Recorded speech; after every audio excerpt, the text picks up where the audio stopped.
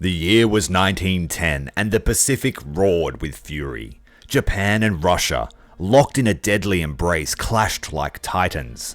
The Russo-Japanese War had escalated. The Russian Baltic fleet, its battleships steaming eastward, sought to break Japan's grip on the Pacific.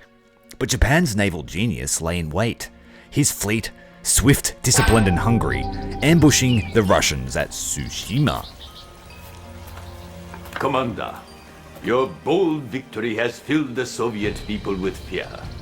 Now we will strike at their very heart. There stands a great monument that represents the unity and strength of the Soviet people. It must be destroyed. We will need them to assault this great monument. Monument? Our first launch of our mechanized armies to destroy a statue? We must follow the path fate has provided us. That is our destiny. Crush the will of our enemies, Commander. Show them the way of the warrior. Strangle their fleets and absorb their lands. The Emperor has declared that Russia shall now be a part of our empire. The puppet Emperor in Beijing has nodded his agreement. The Russian Pacific Fleet, battered and demoralized, scattered. All Russian Pacific ports now fly the rising sun.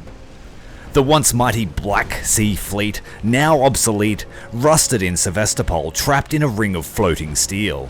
The Mediterranean lay beyond their reach. Japan's tendrils now reach into Siberia. The Trans-Siberian Railway, the artery of Russian might, now carried Japanese goods. The bear is wounded and humiliated, and licking his wounds, and we shall strike at their heart, as the Emperor commands. The Emperor has his gaze fixed firmly on distant Moscow. Would the rising sun illuminate the Kremlin? Or will the Russian winter extinguish our ambition? Let's find out who truly is the ultimate admiral. Allow me to introduce to you our Chief Logistical Officer, Miss Suki Toyama. It is an honor. The Toyama family has served the Emperor for 10 generations. Yes, my father follows the ways of our ancestors, and there is much wisdom in what he says. But it is a new age, Commander. A new world. Do what you must to be victorious. And so we have our orders. In the early part of the campaign, we had issues building an effective light cruiser due to displacement and poor hull design. So we've brought on Miss Toyama to help us modernize the future of the Imperial Japanese Navy. And the first step is to create a competent light cruiser. Today we're creating the Tatsuta, which will be a 7-inch armed light cruiser, 2 guns on the fore, 4 guns on the rear, and fairly fast. It's going to be the same speed or a little bit faster as our standard battleship, and it's going to be designed to be a proper screening ship. The 7-inch gun, I believe, will be much more effective at silencing those quick torpedo boat rushes if they ever happen to us ever again. I just really wasn't happy with the Nyoto class light cruiser. It looked like something out of Waterworld or Mad Max on Ocean. We're giving it the most armor that we can fit. It's got a decent range. I'm not too happy with that. We're still running on coal, but that's okay. And this is the infamous Nyoto and its upgraded version, the Jintsu, which I'm going to get rid of very, very shortly. They thought they could sneak their battleship away, but he's not going to get away, hiding in all those transport ships. We're going to sink everybody here today. And it looks like this battleship's about to take another 6 torpedoes. This is the Natsuo class destroyer. This is the one that I'm not too happy with. It has 5-inch guns and a few torpedo tubes. I'm going to add some more on the next refit.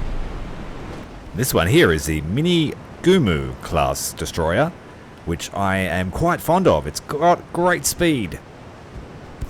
In the last episode, I said I was going to get rid of my torpedo boats, but our destroyer hull's just not up to par. We don't have enough displacement, so we're going to do one last pass on the torpedo boat, and we're experimenting with maximum torpedo angles. Wouldn't that be funny? We're missing the secondary tower in this design, though.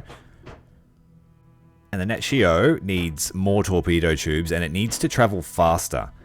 This one also has mine layers, because I've found that during war, if they're stationed in a port, they lay mines, which does damage, which is cool. How useful? I don't know. But we're going to do it anyway.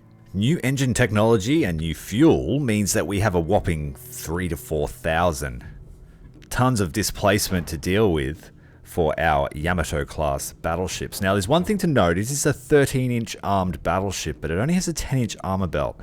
And the reason for that is we never really wanted these ships to be in a direct fight, and if they are, they outnumber their enemy. So they're a firepower over armor, and they're almost a battle cruiser, I guess, on paper. But for now, we're adding more guns. So we're going to put a 13-inch battery on the rear. That was the initial plan. And we're going to decrease the anti-torpedo protection. We're going to decrease the barbette protection. And we're going to decrease the flood protection. Because at this stage, no one has really shown a contest to us in a fight. So I would rather use that displacement in other areas. If we start fighting a nation that has really strong ships, then I can adjust this design on the fly. I've got a bit of extra displacement to work with. But for now, she's looking really cool. And look at that. From the front, we have, what, 12 plus 6? We have 18 8-inch guns in a forward attack, and basically the same amount on the sides. I really like this design, and I would love to make a bigger version of it. In fact, I might just do that when I get access to better hulls. The ship list is a bit of a mess with all of my experimental designs and refits, so we will tidy that up. We need to bring up all of our destroyers to the latest standard. That will be the Block 2 and the Block 3 for our torpedo boats. And then we will delete those designs because I don't want to be tempted into keep using them. We can't build any more anyway because the hull is obsolete. So the Mini Gumo is our new torpedo attack destroyer armed with 3 4-inch guns. And the Natsushio has 3 5-inch guns. And slightly more torpedo tubes on paper, but not in practice. They are single launch tubes, bar one. With the Pacific Rim completely secured from our enemies, and we've got the last batch of Yamato 1905s under construction. Once they're finished, we will have 32 of them. And then I will be able to scrap out all of the older ships, but I am quite partial to my Caribbean fleet. They are doing really well. The Italian reputation is plummeting, so we're scrambling our ships to quickly blockade the Black Sea, to trap the Soviets in the Black Sea, and then their only reaction will be the Baltic fleet. And we can slowly work our way up there. We've also invaded northern Spain, and that should be finished very soon. Eritrea, next to Sudan, is also being invaded. There seems to be a large land grab going on in Africa. The first of our new Tatsuta light cruisers and Mini Gomo destroyers are coming out of the dockyard. And no matter what I say, we just stay at war with Spain. And as soon as we're not at war, we just go back to war with them. Because relations are just terrible. They hate that we have northern Spain. We took their mainland. And so we're just going to take the rest of their holdings in the Caribbean, and we should pretty much have a good foothold to kick America in the backside. Some of the Black Sea fleet they've been pushed out of the Red Sea. Basically small little cruisers and other formations. They're not going anywhere near our Yamato formations. So we're just slowly bringing them up one at a time. 80 to 100,000 tons per task force. But for now, we're going to follow the Emperor's orders and crash right into the Crimean Peninsula. Right into Sevastopol. And then we'll have the fleet huddled in the corner as they watch us destroy their homeland. The first batch of Minigomo class destroyers have been built in the Caribbean. The dockyards there are pretty small, so they can only build our smallest light cruisers and destroyers, and I thought it would be a good idea to have some modern destroyers out here to help our somewhat aged fleet now. And we're not going to bother refitting them, they've just got what they've got until they're no longer useful. Meanwhile, we're just going to sharpen our teeth on the Spanish trade fleets. And this little team of destroyers is carving them up. I've taken a few hits, But these destroyers are a lot more survivable. They can take a torpedo and then just stop them dead, and they will get the flooding under control, and you can limp them off the battlefield. That's the major thing that was killing our torpedo boats, like this. And they're more maneuverable. Watch this. Kick the rudder. So we flicked around to the port, dropped some fish, dodged a fish, destroyed transports. All in a day's work for a destroyer captain. As predicted, we've got the nice foothold, and the Russian fleet is huddled in the corner in southern Russia, and we're about to kick down their statues in the Ukraine. Tatsu? Tatsu, is it ready? Almost, father. We must strike Odessa now, while they are still reeling. I promise you. We will level the city, but I also want Krukov's head on a stick. Eliminate the Supreme Soviet General. Obliterate Odessa. The Prince's forces lost a lot of men in the land invasions in the last episode, and I think he's got a grudge to bear against the Soviet general. He wants his head on a stick? We'll give it to him. The Spanish still will not negotiate. They are in a war for survival, and I guess we will just have to drive them to extinction. Because of their inherent disadvantages the Russian fleet has, they haven't posed much of a force, so most of our battles have been quite sedate. And this battle will be no different. But it's a good opportunity to watch our 1905s in action. They are yet to be refit. I'm not going to refit while we're at war, but as soon as we've isolated the Black Sea and made it ours, then we may negotiate a short-term peace, just so I could get these refits done. We do not have enough space in our shipyard to refit the 30 Yamato-class battleships I've built all at once. And some of them, I noticed that they get construction flaws. So one of my Yamato 1905s, which should be 26,000 tons, in fact weighs 31,000 long tons because of construction flaws. So as a result, it runs slower. And some of them have gun flaws, and I'm not sure if that's due to the fighting they've done, as in gun wear, or whether that was from the shipyard. So I will try and pay attention to that in future. Curiously, none of our destroyers really have any flaws at all.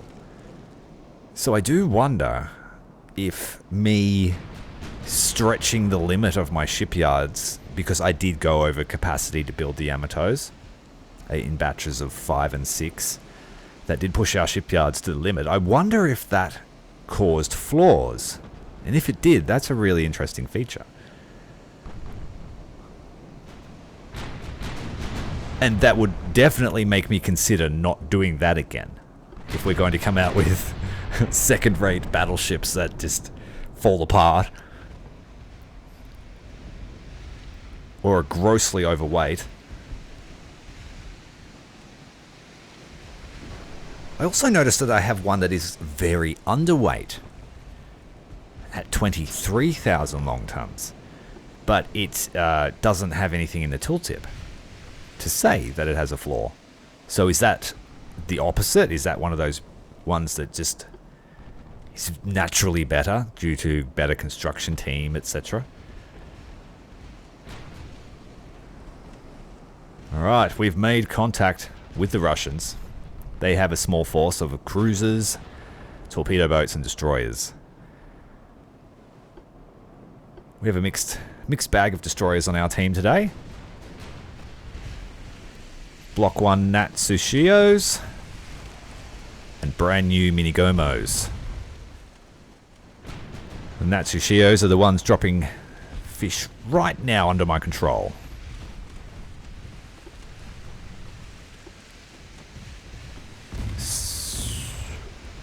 Yeah, this is definitely a Block 1. It's got 1.5 kilometers.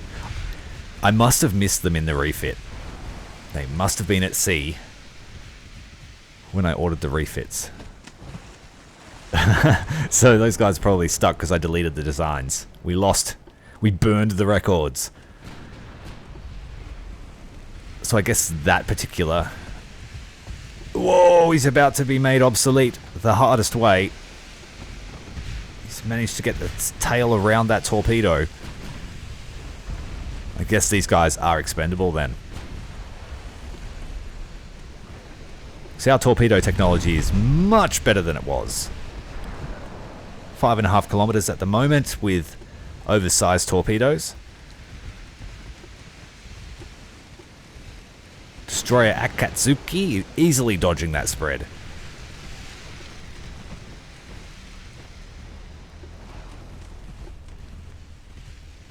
Ayanami is just going to harass them with her 5-inch guns. That is the upside of the older destroyer. It has a 5-inch gun arrangement. Whereas our newer, faster destroyers running at 30 knots have 4-inch guns. Their job is to get in and out quickly. So I guess you could say the older destroyer is more of a fleet destroyer, and our new Minigomos are more torpedo attack destroyers.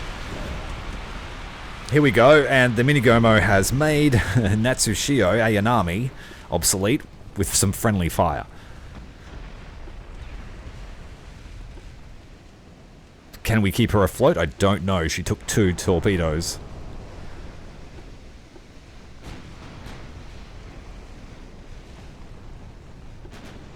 Meanwhile, out the back, our Yamato battle line is just having a field day, just shooting.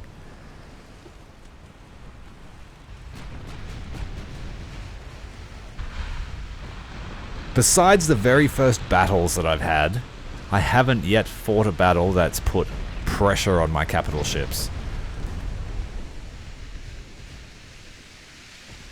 And so I guess I might just leave America till last, and we'll just have a giant global war. Because it doesn't seem like I'm making any enemies by doing what I'm doing. British love me. French love me.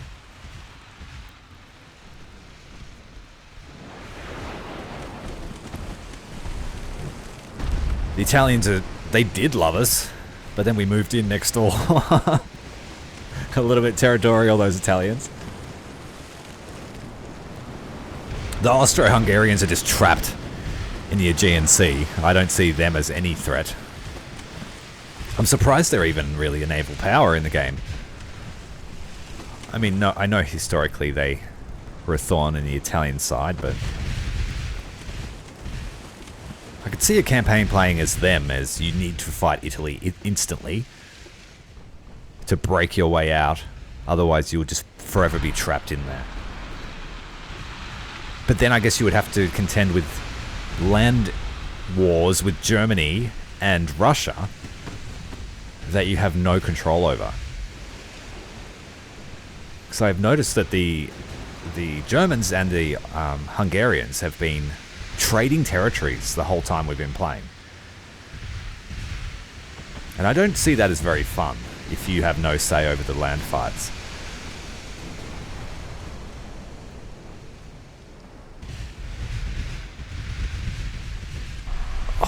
Look at all those 8-inch shells just gliding over the top of that enemy destroyer.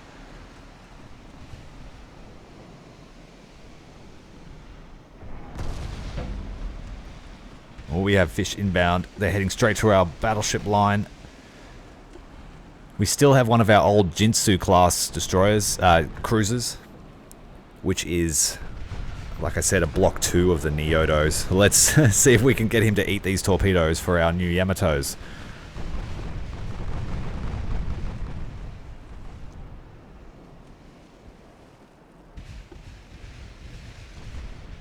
And I really would like to get some accuracy, like, you know, rangefinders on these battleships ASAP. The new refit will give us the most basic rangefinder, which the ships currently don't have. Big hits there on enemy destroyer. Hit with torpedoes. Aside from these torpedoes here, we were in no real danger this battle. But it's been a pleasure commentating for it and watching my fleet kick the Russians' butt. Now that Odessa is a different shade of red, slightly more bloody, we are moving on to southern Russia, and I would love to start a land invasion of Kazakhstan. That way we would have a literal land bridge from east to west, across the continent. We're also going to attack Libya as well, which is cool. Down with Libya. Now the Soviets had 65 ships in the last episode. They still currently have 57 and they're building 14 more, but we don't even have to deal with them because they're on the other side of the continent. And so, we really just have free reign on their territory. And we've ensured that they can't break out of the Mediterranean if they're trapped in here. So they soon will be expelled from this side of the world. And then we will slowly and inexorably creep towards Moscow. But we'll have to stop in at Lithuania and Estonia. You can see that they have quite a considerable fleet massing here. So we're in for a fight at some stage. But they're also fighting the Yanks. And the Yanks are fighting them well. So by the time we get there, they may already be conquered. The one time I didn't want peace, now we've got it, and I don't quite have enough war score to take the rest of their territory, so the Spanish will be back. As per usual in strategy games, auto-resolve punishes the lazy. Watch this. No, medium damage on my battleships. God damn it. Now they're out of action for fucking 6 months. We have 3 battleships, 1 cruiser, and 4 destroyers being repaired because of auto-resolve. But we've taken Georgia. So one port remains, southern Russia. And then they are screwed in this region. And we will literally live in the Mediterranean. The British relations are dropping with the Russians. The Austro-Hungarians want to suck us off, but no thank you. Just because we killed your biggest threat doesn't mean we want to be friends. Just go fight the Italians or something. We've got new depth charges. I'm going to build some submarines at some point. I don't know what. I really hope I get to control them. That would be cool, but I haven't seen anything like that. We just lost 44,000 men, but we've managed to control southern Russia. Before I said I wanted to make an upgrade to my Yamato 1905 in terms of ship size, and we've just got access to the Dreadnought too, so why not build a larger version? A 42,000 ton version. So we'll get to work, chuck on the primary tower, the secondary tower, aiming for this ship to be a little bit heavier, having more protection than the Yamato does. It'll have a 12 or a 13-inch armor belt, it will have better hull, it'll have better torpedo protection, because I am assuming that it's going to be handled a lot worse than our Yamato 1905s. For now, its codename is Hyuga. But we don't know what we're going to call it yet. Trying to find the optimal stack layout is a challenge. This ship at the moment has an extensive range, running on semi-oil. Bigger ship, more deck space. We're experimenting with 14-inch guns instead of 13-inch guns, and look how many we can fit. We've trimmed down the draft, as that was adding unnecessary strain and need for more machinery. And it will stabilize the gunnery somewhat on this class compared to the Yamato, which is stretched in draft and beam. In fact, I may even lower the draft of the Yamatos as well to increase their gunnery ability. And as you can see, this is the upgraded version. Bigger, more displacement, same gun layout. Couldn't quite find a barbette to squeeze in the middle, so she has an 8-inch turret in the middle, where the Yamato has none. 2 on the front, and probably 4 on the back will be the final design. We have so much rear deck space to work with here. Next, we're looking at building our first true battle cruiser. Although I'm coming at this from a different direction. Rather than scaling down a battleship to be a cruiser, we're scaling up a cruiser to be a battleship. So it's going to be very fast. It's going to have excessively good armor for its size, as much as we can put on there. And we're going to have probably a fairly light armament. And the thought here is for her to be a convoy raider. She's going to be she can lead a squadron of destroyers, or she can hunt in packs of 2. So we've gone the twin 9-inch barrels on the front, and probably go similar arrangement on the back. At the moment, She's sitting at 29 knots, but I intend on pushing her to about 32, maybe 34 knots if the hull can handle it. She's going to have a lot of secondary guns, and the thought here is she will have armor that is impervious to anything smaller than her main caliber. That would make her a perfect convoy raider or a very aggressive battle line screening ship. And the thought here is I could throw her at a line of enemy destroyers. She'll be very fast, possibly faster than them, and be able to just tank all of their shots. She won't take any damage from anything smaller than a 7-inch gun. That is my design theory, and that is the finished product. We also have 1,600 tons worth of displacement left to work with, which will leave lots of room for upgrades. The new finished Dreadnought 2 will be called the Fuso, and she runs the same speed as our current generation Yamato refit, and I look forward to using her. For those that are interested in the state of the finances of the campaign, our GDP growth is fairly low, but I feel like that's because we're always at war. It looks like the Russians are attacking the Caribbean, attacking our venerable 1890s fleet, which has seen so much action. And yet their training level is still green. What have we got? We've got the 3 battleships, Yodo light cruisers, including the lead ship of the class, and we're going to be fighting the Russians today. Nice and close. We don't have all day. And the battleship is already horrifically damaged, but that wasn't us. This fleet's come into the battle damaged, I think. This cruiser's in a bad state. We've only done 3,000 damage. So I would say that they've come into the fight critically wounded.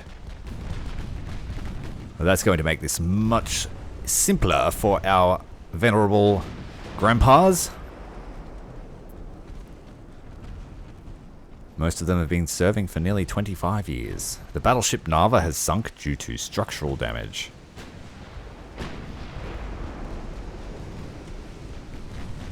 Sending their best, hey? It looks like they're done for. Severnaya Zvezda is exploding dramatically. Just the one turret. Second small Russian formation we've discovered that has been critically wounded. Look at the state of this battleship. This thing hasn't been maintained since before it was built. Well, this will be another easy one. Big shells coming in. Gigantic hit. This destroyer is destroyed. The Neodo is yet to redeem itself. They couldn't hit the broadside of a barn. But it was a learning experience. Then the old heavy cruiser. A much more ship-looking ship. Mistakes were made, but we are going to mothball those ships, as well as one of the old battleships. And perhaps we'll keep one as a museum ship. Who knows? Now we're making sure we find every single last one of them, including the old heavy cruisers. The old battleships have been mothballed, as well as the ones that were accompanying the 1905s. The construction of the last Yamatos has been a drawn-out affair, but I did put in a late order, and so we've got 36 of these now. And I'm trying to time them all to be completed at the same time. We have access to a fancy new hull, and so we're going to try something a little bit different. Something non-standard.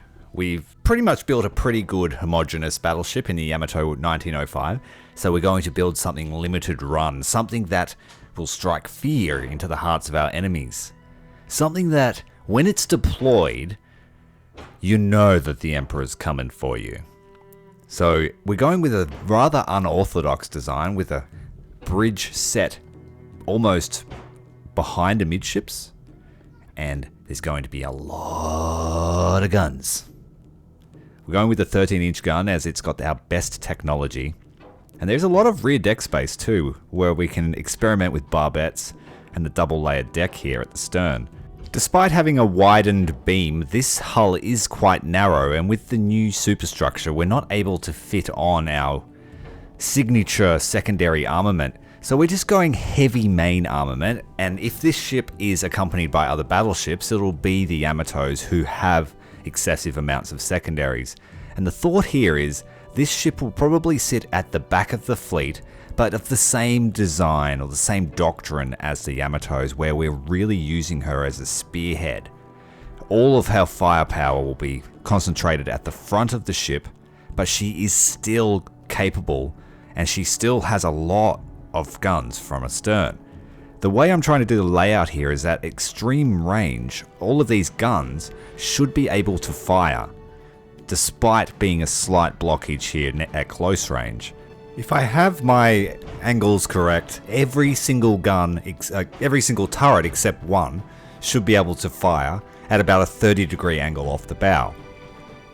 Running at 27.5 knots, I feel like she's a little bit faster than the standard battleship. So she will be able to run away a bit faster if she needs to, but we will always send adequate screening fleet with this ship.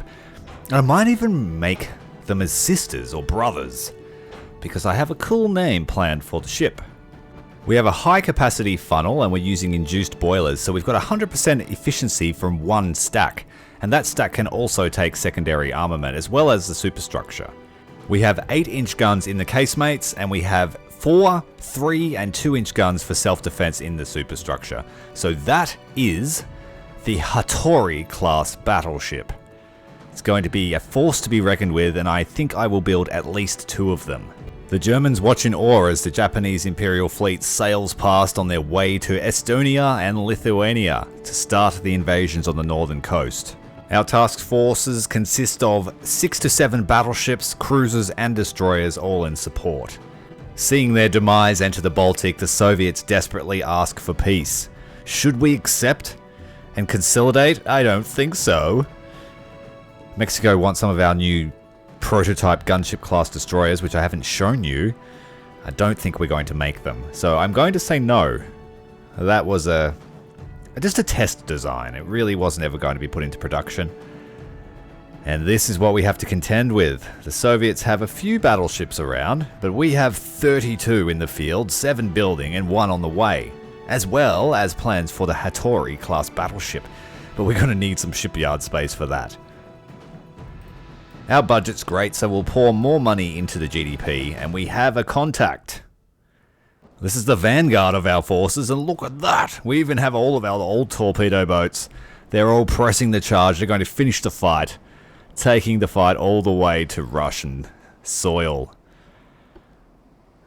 Let's see what they can do, hey? Russian battleship sighted. Well, let's get some shots out. He has been targeted. Free fire. Slightly outside range, but we will start the process of dialing them in. Torpedo boat Fushimi's taken big hits, but managed to get her fish off.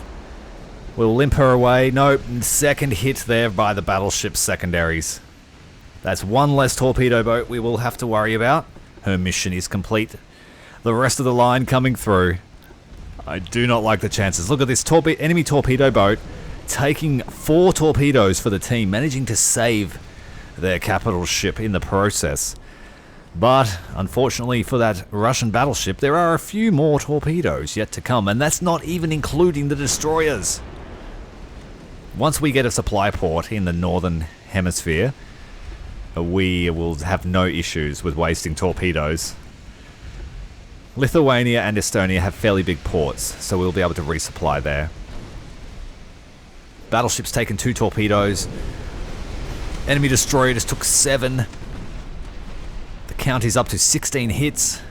18 hits, more on the battleship. And like I said, this is not even the destroyers. So our torpedo boat swarm will rule the day well into the 1910s, maybe the 1920s. Next up, we have a true battlecruiser design on a very unique hull that still makes use of winged turrets. So this one is going to run at 34 knots, has a range of 10,000 kilometers. We haven't made any adjustments to the beam or the draft. I'm going to call it the Mataka. 25,000 tons, 13-inch guns, 10 aside. I think she will be a formidable opponent. Definitely going to chase down crippled battleships or screen off heavy cruisers. I see a lot of versatility with this hull. Usually wing turrets are a bit of a liability, but in this game they don't seem to have too much of an impact besides the pitch and the roll of the ship. But the larger the ship, the less you have to really worry about due to the weight down low with the machinery rooms. Semi-oil fuel and Krupp Armor 3 means we have a lot of displacement to spare. I've decided not to put any barbette protection on this ship, just to test whether it does much. It only seems to affect a percentage of the ship's statistics. This is another battlecruiser, the Nishinotori, 32,000 tons, 36 knots. And halfway through building it, I realized that I was simply building a Hyuga before her major refit. The gun arrangement, it was all the same basically. Compared to her real-world counterpart, this ship has a faster speed, a lighter armor belt, and smaller caliber guns. But it's basically Hyuga. It looks like this will be our first major fleet action in Soviet home waters. They still haven't presented any battleships besides the ones we fought off in the Caribbean that were in terrible state. The 1905s are ready to commit to a pitched battle. There won't be any Soviet ships going home today, weather permitting. Soviet task force has been sighted. Battleships running ahead slightly of the formation. Cruiser support following in tow. Alright, they are closing with us. They are cruisers, so they will want to close the distance. They do have destroyer support, so we have to be careful not to commit our Yamatos too closely. But we do want to make good use of their secondaries in this battle. There we go, hello.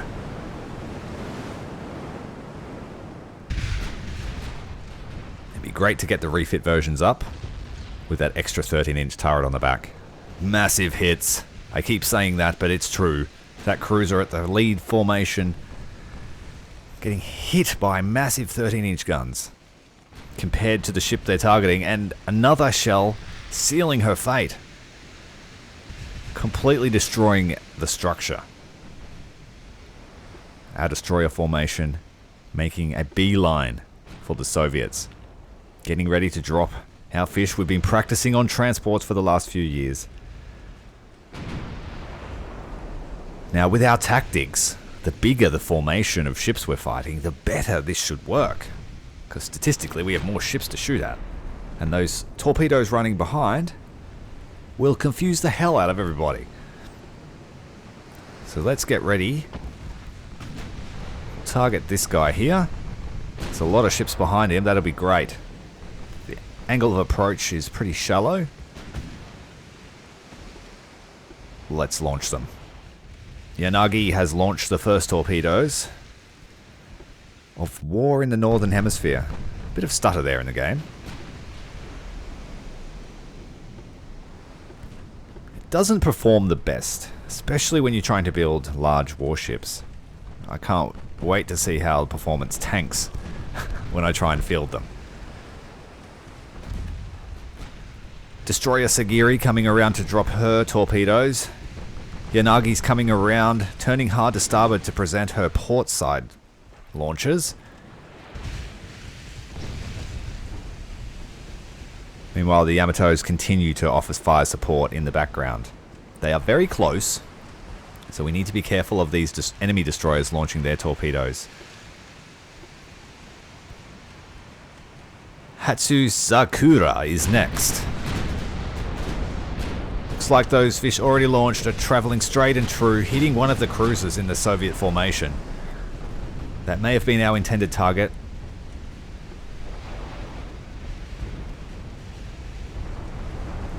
More fish away.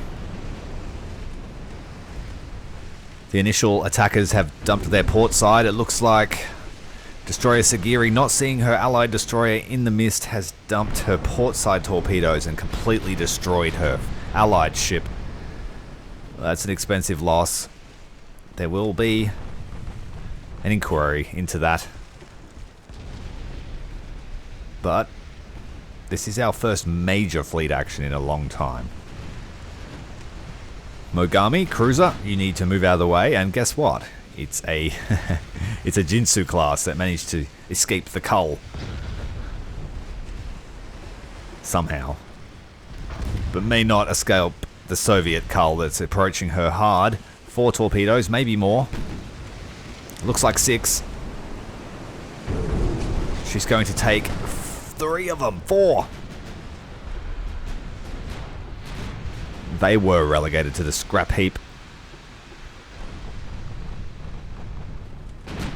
The task force system is a little bit convoluted. It's easy to lose track of ship classes. Another cruiser getting pounded by our battleships. Mogami's still up, trying to get that flooding underway, but she took a lot of torpedoes. Another Soviet heavy cruiser is down now. The Isaac Victoria.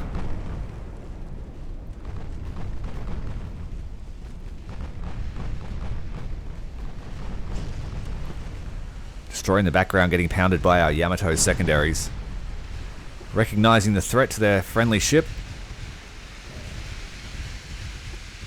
who's actually handling that damage really well. She has a double hull in the refit, as well as pretty good pumps. So if she stays alive, I'll be impressed. Certainly more survivable than the ship looks. Haven't been able to get out any of my new battlecruisers, the TANGO, the lighter battlecruiser. That's what I intend to screen my fleets with. We also built ourselves the Tatsuta, which is also, but I think that's a bit too slow for my liking. I am enjoying the trial and error of building the ships and then seeing how they perform in battle. I just wish there was a sea trial mode, where I could just shoot at targets, just to see how the guns perform at certain ranges. But I guess the game is pretty hardcore realistic in that we didn't really know how our ships would perform when we were building them either.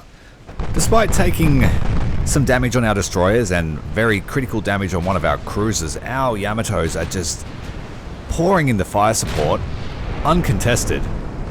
Got them in a snake fashion at the moment. And this is what's happening to the Russians.